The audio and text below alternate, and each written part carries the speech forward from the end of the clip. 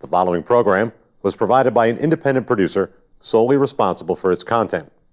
The opinions expressed do not necessarily represent the views of this station, its staff, board of directors, or underwriters. Hello, I'm Carl Seidel, host of The People's View. The show is sponsored by the Nashua City Republican Committee, and if you like to attend our meetings, they're the second Thursday of every month at 6:30 at the Crown Plaza. And if you want to find out more about our organization, you can go to nashuagop.org to see our website and learn about the events that we have. Welcome to The People's View.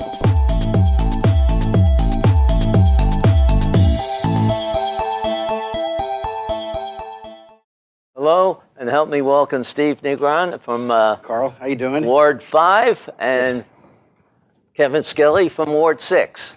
Hi, Carl. Two are new representatives up Yes. there, and I guess you got initiated at the right time, huh? I think so. It's been pretty exciting up there. Give us your viewpoint of starting up as a representative in our legislature and how you acclimated yourself to this conclusion, which we'll talk about towards the end of our session here, because we really had an interesting time these last 2 weeks. Yes, we did. Well, first of all, thank you, Carl, for having me on and Kevin. I got to tell you, it's one of those things that you don't know what you don't know. Yeah. And when I first was approached about doing this, it was like, don't worry, it's 1 day a week. You know, you'll be out by like 2. There were some things that were kind of left out. I don't know if it was through omission or commission. But, you know, there were some times I'm up there 3 and 4 days a week doing, especially on the election law committee that I'm on, and which was one that had a lot of interest this time. So we probably had 50, 60 bills that we had public hearings on. So that's what took a lot of time. But Kevin and I were talking just before we came on. I think the thing that has made the most impression, or the biggest impression on me, is that we have members of this state that will drive 3.5 to 4 hours to have a 5-minute audience with a committee to put their position forward on something that they feel very strongly about, or something that they disagree with. And to me, that has been probably the most rewarding thing for me, is that they believe in us, that represent them, they believe in the state that they live in, and then they believe that their voice is actually heard. And I think to me that was a real awakening. I really didn't have a grasp or an appreciation for that. So I think in our legislature, the way we're set up, I think that's really a phenomenal opportunity for us to get to know our constituents, and even from the people of the state of New Hampshire. So there's a lot of work to be done. Sometimes it's tiring. We leave the State House and we're exhausted, but it's very rewarding. And I think that it's something that I have been very fortunate enough and blessed to have participated in, and I look forward to the rest of the remainder of my term. And Kevin, how do you feel about it? Well, if I may take 1 minute, please, Yes. if you'd indulge me. First, I want to say thank you to the voters of Ward 6. When I was with you last time, I was a candidate, and I didn't know what was going to happen, you know. Yeah. And but thank you to the voters for Ward 6 for putting your trust in me. I am trying my best to do a good job for you. I want to say that.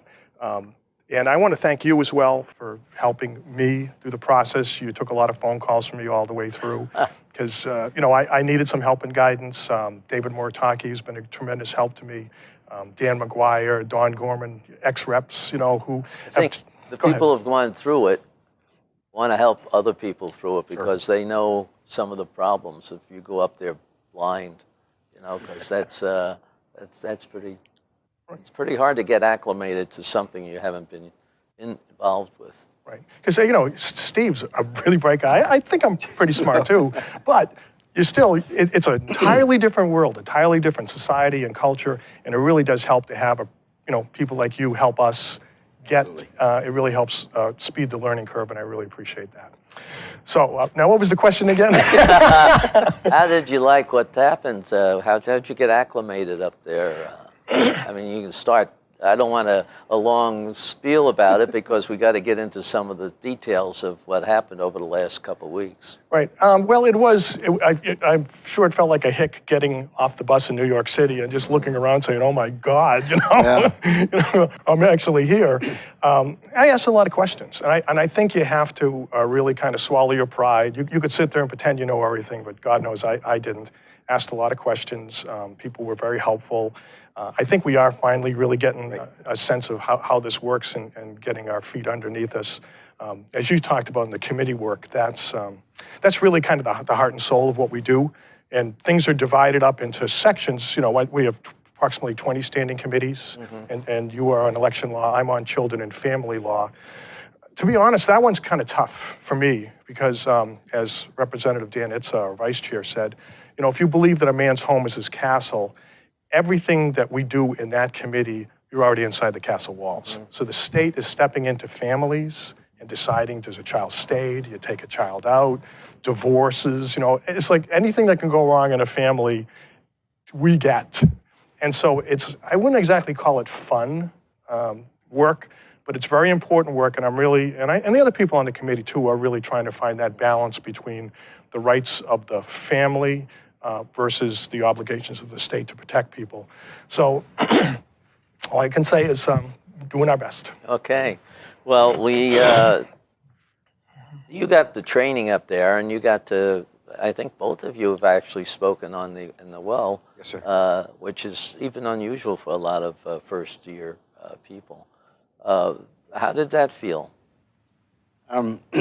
It's no surprise I like to talk. But still, when you have 400 eyes staring, it was one of the things that so I wrote up my script because I knew what I was in mind. Had to do with, there was some legislation about us voting with the popular vote for the Electoral College electors, and so mine was the counter argument to that. So I did some homework, and like my children do, and I did too, I drafted up and I presented it to my wife Terry, who's she's very good at editing, and I was almost like practicing so that I felt comfortable. Even though I can stand up and speak very extemporaneously, I wanted to make a good showing, and it is a bit daunting when you look outside and there's 400 and some odd people out there, and there's cameras and there's people in the gallery, and so people in the front row, and people in the front row that were looking. And it's funny that you realize that not everybody is your friend. But it was. I felt once you talk to people and you saw some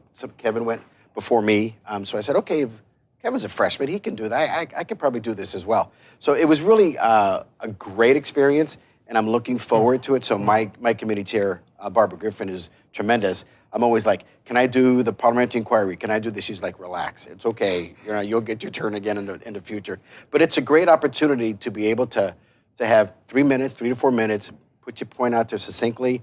You may or may not choose or change anybody's opinion, but that's really not what you're there. You're there to then embolden your position from the committee, and I think it was a great opportunity and a lot of fun. Yeah, I do want to mention, I honestly, I was, and I don't take this the wrong way, I was shocked at how well you did your first time in that high pressure situation. Yeah, it was like, wow. And I mean, I listened to a lot of people. Both of you did well for the first time you're up there anyway. Thank you. No. Well, thank you for saying that. I actually have been taking some deliberate training. The House Liberty Alliance has put together a freshman legislative training, and I've been going up there twice a week, an hour before the sessions start, to try to take advantage of that. Because I need the help. I think it really is helping me, and hopefully it showed when I got up there to speak from the well. But you felt a little bit more in your committee meeting. It's a little bit more cordial, a little bit more friendly. Yeah. Yeah, it is. It is. I And mean, we have up to 20 people in the committees. So Right. this is, and then you have a crowd in there sometimes. And some of those issues that we deal with are very polarized. Yeah. Right. Very few, especially in election law. It's either this way or that way. And so when you try to listen and you ask questions, it can get, and everybody's very cordial, which I've always appreciated. And we owe the people that are speaking the same deference to there because they're taking their time to do it. But I think I like the formality of it. I think it's not a free-for-all. And so I think that's very important so that, everybody has a right to be heard. Whether you decide to agree with them or not is not at that point. Let them speak their piece. And I think it's very beneficial that there is a modicum of decorum that's there in the committee meetings, especially in election law, because our room is pretty full when we hear some stuff. Definitely. But at least you're able to get your questions across and really get to understand what they want to say, or where they're coming from. Yes. On whatever the issue is. Right. And it is a perspective that sometimes we don't know. Right. Right. And so these public hearings, I think, are just as beneficial for the people speaking as it is for the committee. Because I may have seen or had a position presented that I hadn't thought about, right? And so maybe it can, in fact, change my position a little bit. And I think that's really, for me, it's a dual-edged sword, right? For us to listen and for me to hear what they're saying as well. I think our audience needs to know that it's worthwhile for them to come up, and they don't have to speak at that. Right. But even their presence does, influence us a little bit. You have so many people, and you can sign in and not speak. Right. And not everybody knows that. And unfortunately, they may have to stand the whole time. Right. But the That's rooms true. aren't that big. But they do hold 50 people easily. Right. Yeah, I would like to elaborate on a point as well. I really would encourage anybody who has a real interest in the law to go up there and to speak before us. We really need that information. And it was funny because I put one bill up this year, and actually it got out of the House and it's going into the Senate, so we'll see where that goes. But I had some folks coming up who were very interested in trying to get this passed.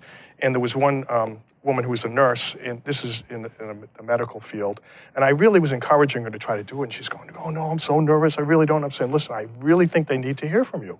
She got up there, and she was just great. And she was real. She was authentic. And the members on the board really wanted to hear what she had to say because she was a person in the trenches in the real world doing this kind of thing. And I thought her testimony was incredibly helpful and probably helped get my bill passed. So I'm really glad she did that. It is hard to get some people up there, but it is a friendly. It's not a what you call aggressive treatment of any of the people. I've never seen anybody speak and get bullied by anybody. I'm really happy, that doesn't happen. It really struck me. I had the opportunity to sit on a court trial once for a DWI case, and to me, there's a great similarity between a trial and what we do in committee, where you have two different sides, and both sides they're telling their story. Right. This is a good idea. This is a bad idea. And up to us, we're almost like members of the jury in the end, and we decide, we vote. But you can ask questions. That's true. Yeah, good That's point. what I like, because if you look at even on some of these movies or something, you always feel that they're not asking the right questions or something. Right. And Absolutely. here you really have time. You can clarify things if they not clear. Right. And then you go to executive session. Yeah. To me, that's where some of the fun starts, right? Oh, yeah. And that's just closed door, and then you can then, really hammer out, why was this important versus this, and then you can also hear your peers that are there in the committee with you, their position on that too. So it's really a very dynamic process, which I think is really what is needed when you start looking at how we're going to change the laws that affect this great state. Well, one of the things that the people don't always see is when we call a caucus in a committee. Have you had that experience in your committee? How did that go over? I mean, is that... Well, let me explain that. First of all, a caucus is all the Republicans get together and Democrats get together separately and discuss how they're going to vote, because sometimes there's a question of party platform. Sure. That you want to make sure it's clear that everybody understands it, and that if you're going to follow the platform, you ought to be voting this way. Right. Just speaking from my committee chair, Ms. Barbara Griffin, she's amazing, right? So we'll have a caucus. I mean, she's she happens to be a practicing attorney as well. So she handles us in a manner that I think is very efficient. So if she knows that we're hearing some bills, we'll caucus before the hearings start.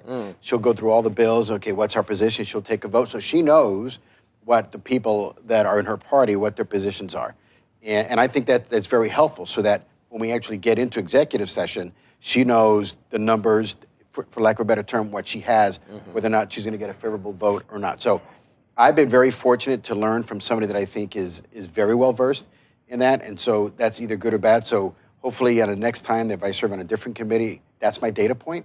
And I'm a military guy, so I like structure, and I like the fact that there's not a lot of wasted time, because our time is all valuable. That's right. So I like the fact that we know what we're going in. We meet at 9, the hearings start at 10. By the time 10:01 starts, we're rolling and rocking and rolling. So it's very beneficial to me, and I love the caucus, because then you can hopefully speak freely, and it should all be kept behind closed doors. And that's the intent. What happens in the State House stays in the State House. That's right. Well, it didn't always go so smoothly in the last 2 weeks, did it? Wow. Yeah. Well, I don't know, again, for the audience, we went through the budget over the last 2 weeks, essentially. It started out, we got to see the final numbers that came from the Finance Committee. Actually, on a Monday, we got a special presentation. And then we had some disagreement because we didn't see some of the numbers that we liked. I guess that is essentially it.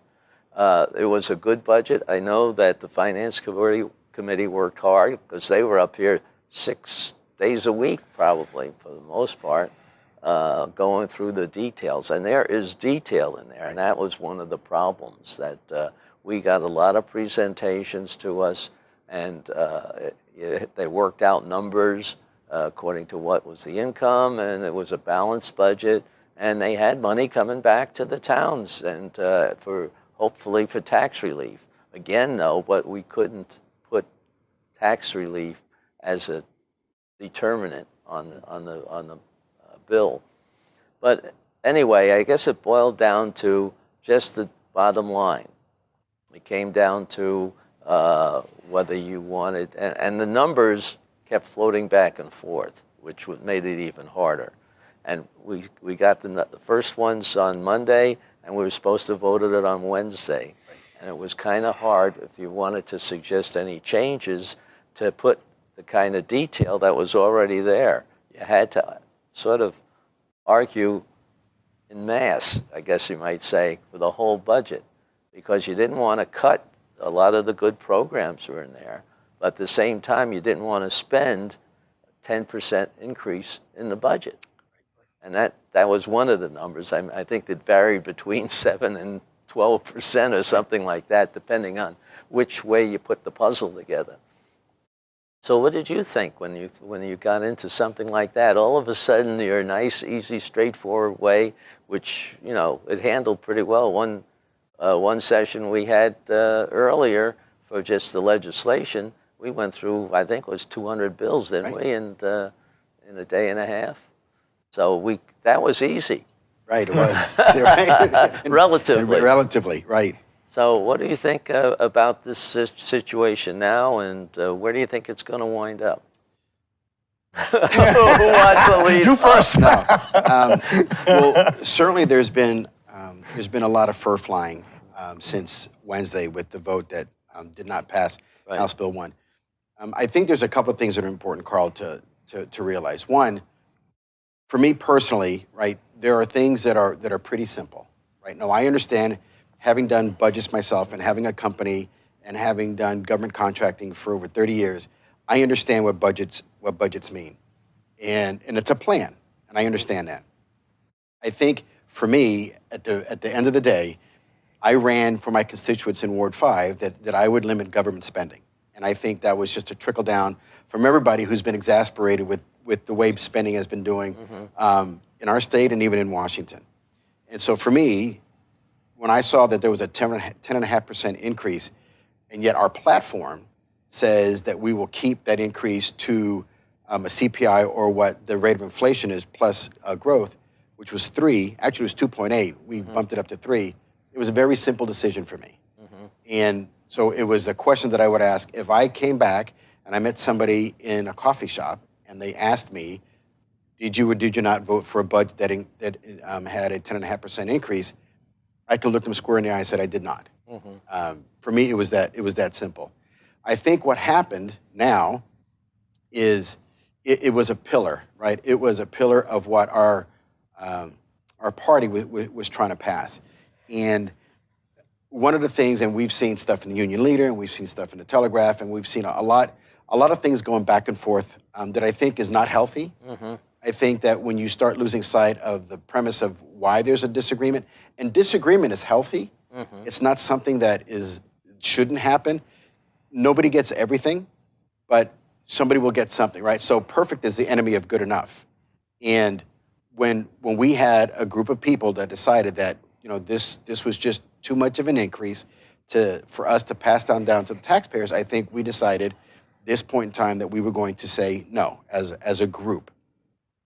The problem exists is that when you start getting painted, right, and people are saying you voted for it because of these reasons, I would say if you want to know why I voted this way, you need to ask me, right, and not pigeonhole me with something else. And I saw a lot of rhetoric that, that this group of 66 that sided with the Democrats, as it was phrased, killed the budget. And I would tell anybody is that just because we pushed the same red button doesn't mean we sided with anybody. What we did was we took a stand for a GOP platform, and that's where we were going to draw our line in the sand. Do I think it's an insurmountable task? No, sir. Do I think that there's room to be able to compromise? Absolutely. But the art of compromise is that both parties are willing. Right? If one or the other isn't willing, then compromise will never happen. And so then what happens? So then you're at a stalemate and nobody gets anything. And at the end of the day, the people that suffer are the people that sent us to Concord. And I don't think that's not what anybody of the leadership Really of the House want it, wants. We don't want it for the people that voted against HB 1. So at the end of the day, I think that we will come to a point that we will have an agreement. We'll probably complain about it in the dark recesses of a bar someplace. But at the end of the day, we'll have something that I think is in the best interest of the voters of New Hampshire. Again, I think I want to take a minute to explain a little bit. First of all, this is just the rate of the increase. Yes, sir. It's not a cut in Absolutely. the budget That is true. compared to what budget we're working on right now. Second of all, the governor set up the budget. We cut several things from his budget. Correct. And another thing we cut from his budget was the estimate, the income. And I hope the Democrats don't get mad. I don't want to push them all together, but basically they wanted to spend more money. Right. The 10% was not enough for Correct. what they wanted. They wanted the kindergarten, which is what was eliminated from the governor's budget, and a lot of other things. And they thought that we underestimated the income. Right. Although for as long as Norm Major, who's head of Ways and Means, has been involved with estimating that income. In fact, it was a unanimous vote in his committee Right. for the amount of, so we had to fit what we were going to do within those dollar limitations. Right. Okay. Kevin, now go ahead and get your 2 cents in. I'll take a drink for you. Okay, thank you. It's actually water in the cups, unfortunately. But it is really unfortunate, and I have incomplete knowledge. So I don't know who spoke to what about everything and when it happened or anything else. So I can only tell you what my take is based on what I know. It seemed that we were going to get more money. The revenues were going to be pretty good compared to 2 years ago.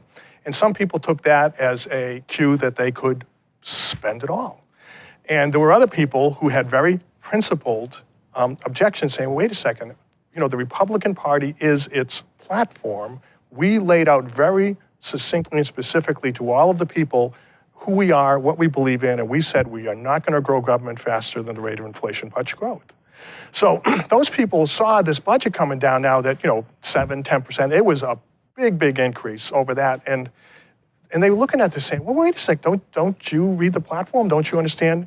And the folks who brought the budget to us said, what's the big problem? We've got the money. We're not borrowing anything. We're not raising any taxes. It's all there. So actually, I think you had two groups of people who thought they were both doing the right thing, and somehow that hardened into a real intransience where people couldn't come together and compromise. Now, it was such a compressed time frame, and to me, that was part of the problem, too. That is, I think, the problem with the process. If they had said to everybody 2 weeks ago, it's going to be a 10% increase, there would have been time, I think, to work through this and come to a better, a potential compromise where everybody would have been equally dishappy, unhappy, whatever you want to say it, but we could have get moving forward. But when it was done on that very short, compressed time frame, it gave very, very little time to be able to do compromise. And as you said, if people aren't willing to compromise, a compressed time frame is no friend at all. Absolutely. Right. And so I think what happened is, again, so we had two different groups that, and I respect your position on this entirely. It's weird, because I will tell you, I actually, to be fully honest here, I actually voted for the budget. The speaker called me. He said it was going to, terrible things were going to happen if we didn't do this. I voted for it on Tuesday. Now, the weird thing is, after it failed, it got tabled. On Wednesday, we voted for all of the enabling legislation on the back. I voted against that because I was pretty sure that budget was never coming back and going to get passed, and it made no sense to me at all to pass enabling legislation that was pretending we were going to spend this money when we already said we weren't. So that fell apart, and at that point, then the speaker just hit the gavel, and we were done. That's it. You know, so now it's going up to the I Senate. think he cut it short, too. I think did. he was just deciding. He had a picture of how he was going to do it, and it didn't work out that way. So he says, well, let's see what the Senate comes up with. And- now, the process does limit what we can do, because since we didn't pass anything, either we take what the Senate has. If we go to committee of conference, we have no standing as far as what the House desires are. So that's going to be hard. I guess there's going to be some things working behind the scene, and I imagine the governor's going to get in there too a little bit to make sure that the Senate passes something that's decent. Well, yeah, I would think. I mean, a lot of the senators were members of the House. That's right. I mean, we talk to each other, and I'm thinking somebody's going to go to one of their favorite senators and say, their old pal who sat next to him in the House and say, put that in there as a line item for $1. So it's on the table, and we can talk about it during the Committee of Reconciliation. So I still don't think that we're, at the end of the day, this, this still can be fixed. Absolutely can. I would say that I think a strong message has been sent to the Senate in terms of there are people who are looking at that platform saying, this is who we are, and this is what we ought to stick to. And I do think, I would say, if I may, one other thing. It's funny, I've heard that old saying that necessity is the mother of invention. I think it really is limitation is the mother of invention. So when you say to somebody, this is what you got, then you'll prioritize and you'll make it happen. So if they send a budget down to us that's close to that 3%, we'll make it happen. Well, one of the things that really bothered me and why I voted against it is that there didn't seem to be some of the ideas that were posed but not accepted, not even accepted as an amendment, bothered me. And you just look at Nashua Board of Aldermen. If they're not happy with what the Board of Education came up with the budget, they say go back and cut 1% off it. Right. And basically, that's what a number of us wanted to do. You didn't have time to go in and say eliminate a program. The programs are good, but maybe they could do with 1% less money. Sure. Absolutely, and that's a very good point, Carl. Is that having had that done in reverse to me, whether I was managing one of the programs I had in the Air Force was replacing all the H-1 Hueys in the Air Force, and so I had a $660 million budget to do that. But when Congress comes down and says you only have 580, go make it work. You go make it work, right? I know what needs to be done, right? And so I believe when we were being told that you can't just tell me to take an X% budget at the back of the budget kind of cut, I would respectfully disagree a little bit because the people who know those areas are the people that are managing those specific divisions. So rather than me taking a cut and hurting something that I'm not aware of, is that you lay the onus on the individuals that are charged with making that entity run. They best know where they can absorb, where they can't, and let them make that decision, right? But if it comes down top to bottom and say, this is it, this is the reality, we only have X amount, people are pretty resilient, right? They'll surprise you. If you tell them you only have $80, they'll make it work with $80, right? It's not that people are gonna go hungry or jump off buildings or anything like that. Humans are very resilient, and if I'm a manager or a department head and my boss tells me you only have X, go make it work, then that's my job, is to go make it work. And I think given where we were, right, for us to dive into the budget and do line item cuts, I don't know enough about that, right? I'll just take a department, HSS, I don't know it. Yeah. They do. And again, the compressed time frame, Absolutely. given that we literally had just a couple of days. So it would have been better, the old saying, victory has many authors and defeat is an orphan. I feel like there's a lot of authors of what happened in terms of, and I really hope that we do what I would consider to be a debrief and really sit down and not get into who was right, who was wrong, finger pointing or anything else, and say, what happened here that caused this to fail? So it just never happens again. Right. And at the end of the day, I think everybody wants to do the right thing, right? I don't think there's anybody out there that's got some subversive role in their mind, right? All the way down from the leadership.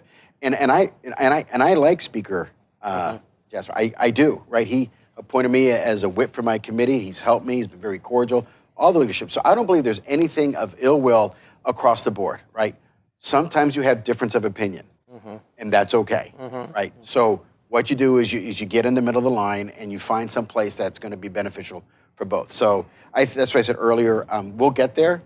It might be some Band-Aids being ripped off and some egos, to be honest with you, that are put in check a little bit. But I think at the end of the day, we'll realize that we are really just public servants, and we need to serve the public. And I'd like to see sometime where our tax rate at least stays stable. Right? It doesn't go up. Ooh, that's a novel Or thought. maybe even, come down a few dollars. And I think we could do that. And I think if we continue the way we've run over this last year, where we are generating a surplus, and if it continues and the businesses grow, as they say, you float the boat, and you can do a lot more. And some of the other things can be accomplished. We need the infrastructure. We took care of a lot of that this budget. I didn't think we'd get as far as we did. I'm in the Public Works, and we had to do the capital budget. Now, people were wondering, we thought we spend more, but no, we've always spent about this much for the last couple of years. And we took care of a lot of things, and we had a catastrophe when that steam plant went down in Concord. Oh, yeah. That was what, $35 million that we had to come up with? Right. And we did it by a number of 3 different ways, I think we used to solve the problem. And some of the other things, the schools were taken care of for the first time in a while. There were a lot of things that we were able to handle. But look, let's also worry about our tax rate a little bit. And some of the people here, especially since we can't do much in separating the retired people who are living on a fixed income, to give them some benefits that would help them live a reasonable way, instead of having to go into a home or something like that because they can't afford the tax rate on their house. Well, it's funny. I trying to teach my children what I consider to be fiscal responsibility and budgeting, and I keep telling them it's not how much you make, it's how much you spend. And because I've seen some, pretty high profile NBA stars that end up living in the back of vans because they blew all the money.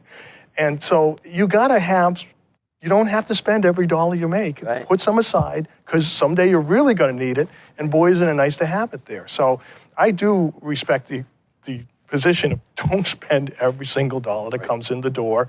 We're supposed to be the fiscally responsible folks. Let's do that. I mean, I do it in my house, and it's like it's other people's money, but I know we are treating it as our own, and we wouldn't spend it that way. Right. So.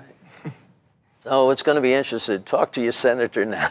And I think what Kevin said, I think even though it may not be overt, that there's back and forth, it's happening. Right, it's happening that the legislative body is going to be talking to the Senate body. It's going to be happening. It just may not be, out in the forefront.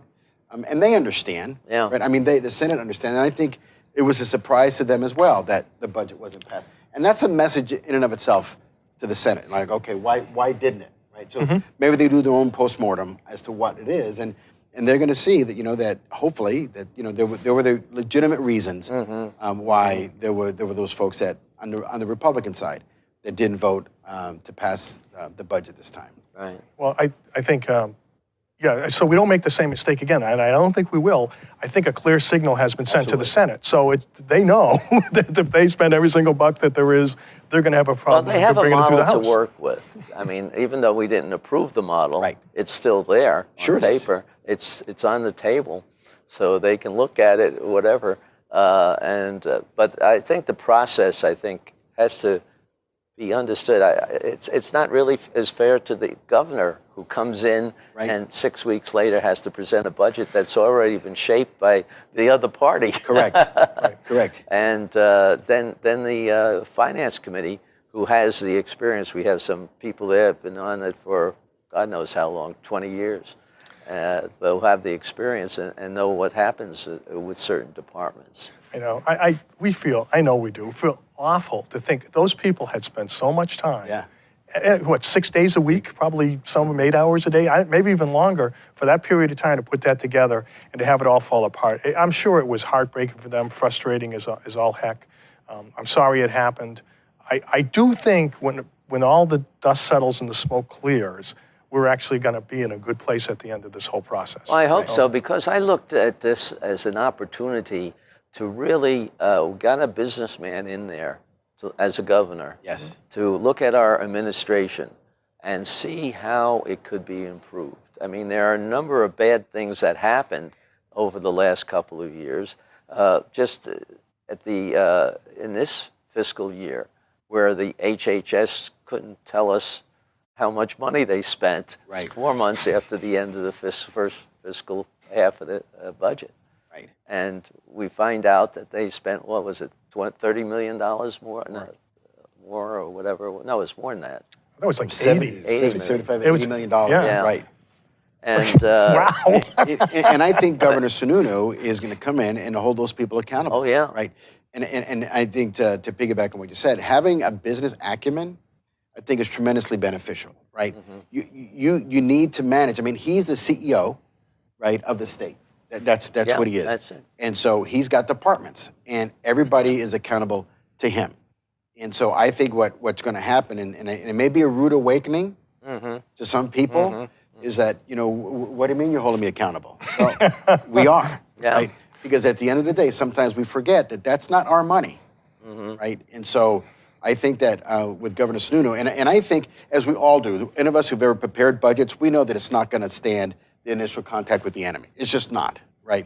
Hence, you budget that way, Yeah. and you know that you're going to get something from what you've offered to what's agreed to, right? And so I think he understands that dance, and we're in Now the he has dance. to Now implement it. Now he's going to implement, absolutely. And the process is sort of limited, too, because he's stuck with people heading up these administrative with 4-year contracts. They expire, and, they're certainly not having the same thought process that he has. Correct. And how those operations should go.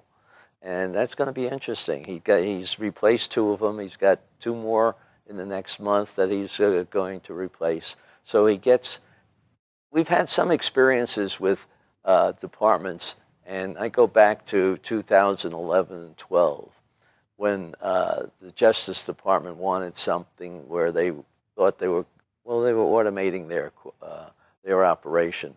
And we made a bargain with them where we'd give you the $1 million extra that you're asking for your project if you do this and have a central phone system, because each county had its own phone system for running the courts that were in that county.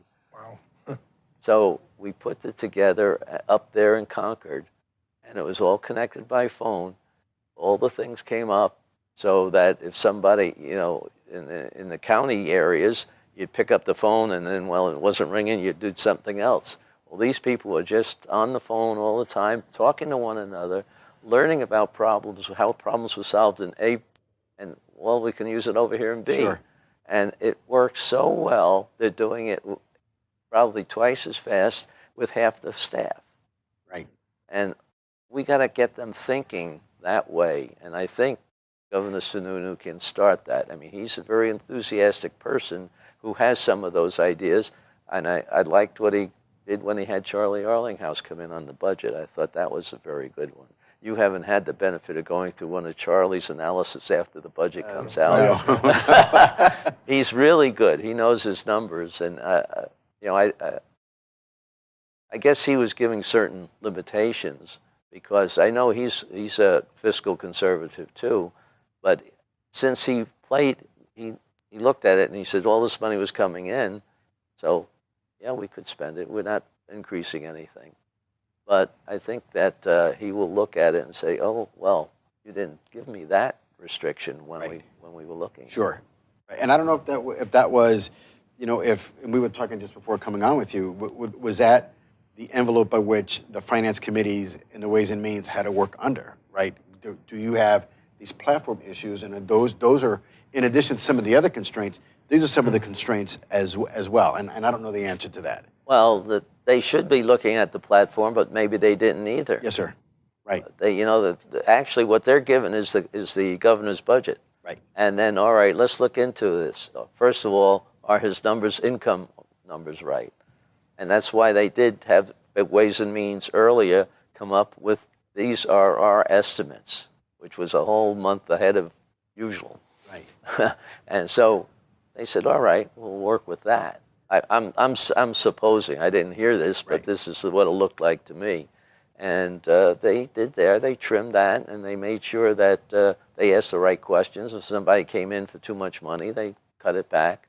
If somebody didn't really think about it and didn't have enough money, like what happened with the, which was it, the storage unit for all those new vehicles and stuff, which got expressed in the capital budget, Right. where some people thought, well, we're just protecting those Army units that we have there. And they didn't know that it was a whole training facility, and we had very expensive equipment in there that were used for emergencies that weren't these other vehicles. These were these larger vehicles with things that needed proper heat and air conditioning, otherwise They said the perishable medicines and things like that. Yeah. And by the way, that was a bonding authorization, right? That wasn't so. And I actually voted for that, by the way.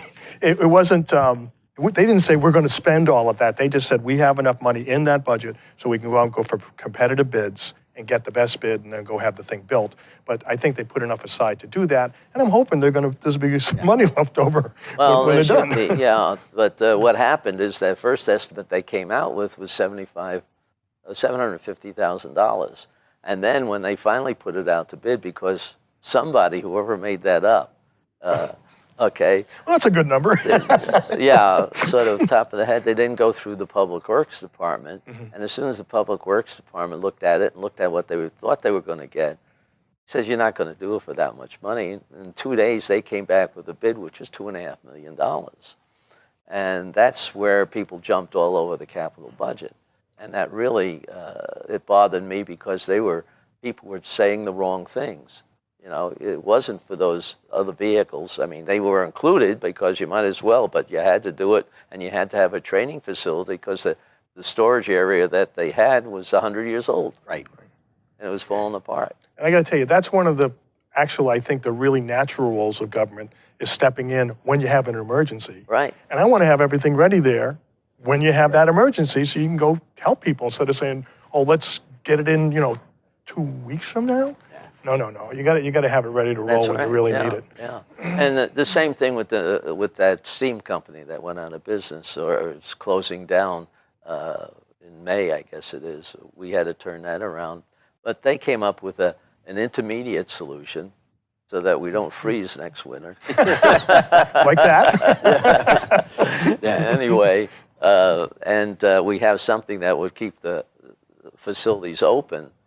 But they had to do it individually because there were like 40 different buildings that were involved. And the pipes were leaking and everything like that for the other stuff. So you couldn't really use any of the old company's business. I heard they're actually going to leave all those pipes in place. Oh, yeah. Because they're all covered with asbestos. You're not gonna touch those things. They're underneath the ground. They're covered with pavement. Abandoned in place, right? Just leave them right there. Right. Absolutely. Absolutely. Yeah. So your first year has been interesting. It's been a lot of fun. It really has. It really, I've met some tremendous individuals, people that, for me, I'll now consider, lifelong friends, people that have taken me underneath their wing. I'm not shy to say I don't know, which I've said a lot. It's just been a tremendous honor. And to piggyback what Kevin said, for the folks in Ward 5 that voted for me, I just try to do the best that I can every time that I'm up there, knowing that, as we talked about, I'm just a temporary employee for 2 years. That's my contract with them. If they see fit the next time to re-engage my contract for the 2 years, then so be it. But one of the things that I heard a little bit of the rhetoric, just as an aside, is when we were arguing the budget issue, there were people going to the well saying, that this might impact your next election. And the truth of the matter is, I shouldn't be worrying about my next election. Yeah. I should be worrying about what's in front of us today. They put us here for 2 years, and that's what we should be worrying about. So, and that's how I look at it, right? If I don't do a job well enough, Just like my employees, if they don't do a job well enough, then there's other avenues for them. And the people should be talking to us about how Absolutely, they are. absolutely. You bet. And I know it's difficult to keep in track of all of them, but you try to. You can't.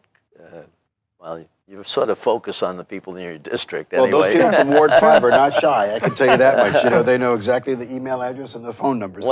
Which is good. Yeah, we've been pretty good in Ward 5, and we've been pretty good in Ward 1 for as long as I've been around.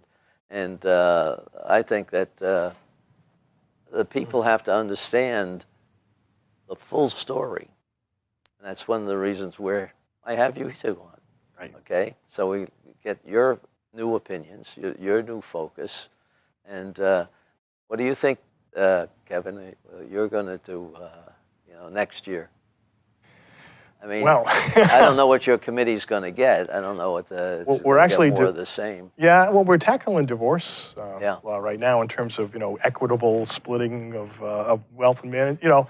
And I think that that's someplace that we actually can make some improvements as well. So as I said, given the subject matter of what we deal with, I'm not sure anybody's ever going to be happy, but we're literally are trying to do the right thing as best we can.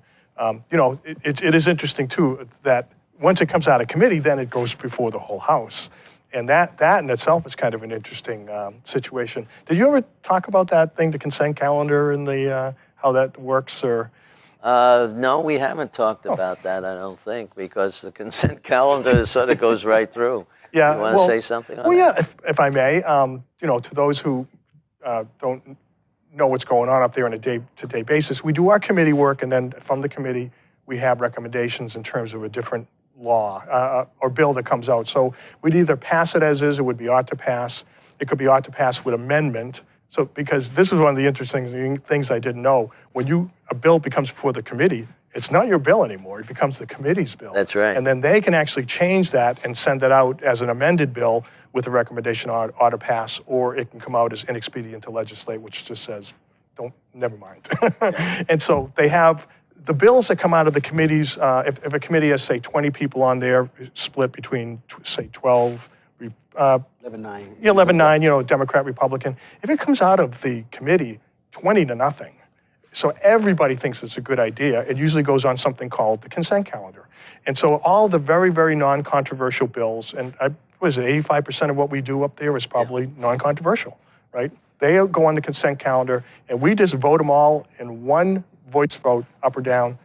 They go right through and on to the Senate, right? And although the people can pull them off the consent calendar, and there's some people that do that, sometimes just to hear themselves talk. But the fact that we have that ability to do something like that doesn't let the committee override the general, legislation. Legislature. Yeah, I do like that, actually, the fact that somebody could pull it off. I've yet to do it. I don't think you have either. I'm too afraid to pull it. You would have a darn good reason when everybody in that committee said this is a good idea. And you're The other thing we can do, too, is retain these or put them on a study committee. Right. Do you have a study Not yet. committee? We haven't had any come out of election law, no. Okay. Because we have one, but do you have one, Kevin? We've retained about 3 bills which we're going to work on. We had that spectacular failure with the marriage bill on the floor. Oh my God.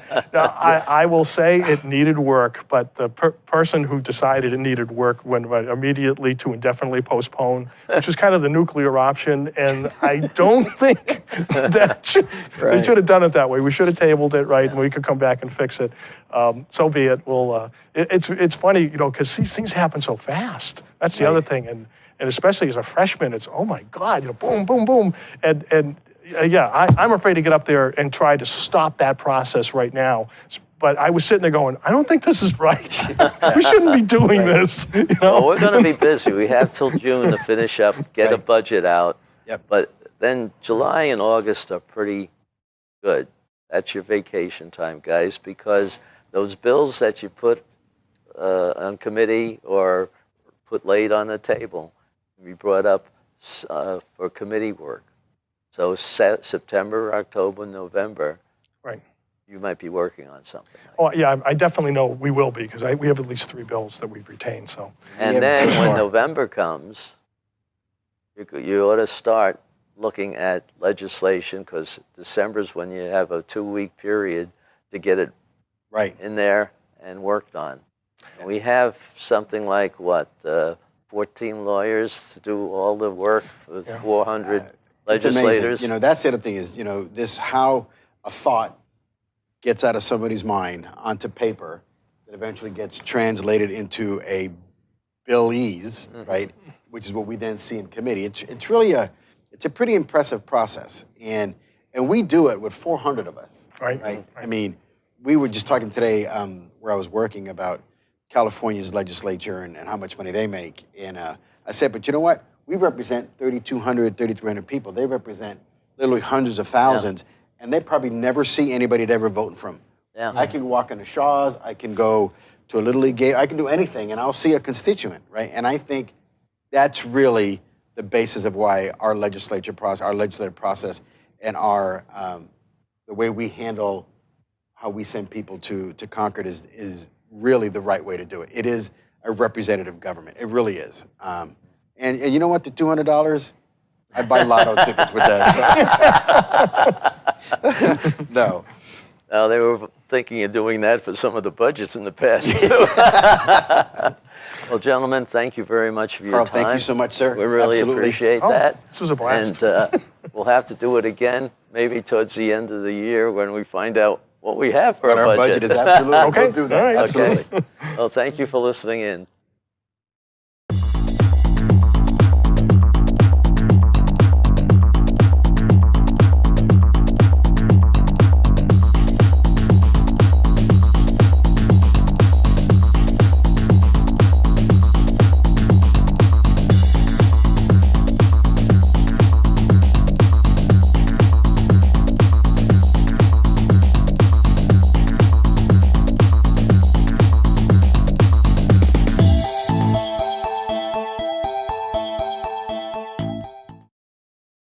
The preceding program was provided by an independent producer solely responsible for its content.